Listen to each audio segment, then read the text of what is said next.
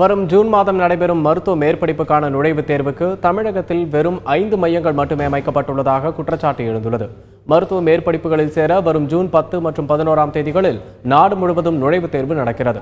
இந்த தேர்வுக்கு கர்நாடகா உள்ளிட்ட பிற மாநிலங்களில் அதிகமான தேர்வு மையங்கள் அமைக்கப்பட்டுள்ள நிலையில் தமிழகத்தில் வெறும் 5 மையங்கள் மட்டுமே அமைக்கப்பட்டுள்ளதாக சமூக சமத்துவத்திற்கான டாக்டர்கள் சங்க பொதுச் செயலாளர் ரவீந்திரநாத் குற்றம் சாட்டியுள்ளார். நீட் நுழைவுத் தேர்வை ரத்து செய்ய வேண்டும் எனவும் அவர் வலியுறுத்தினார்.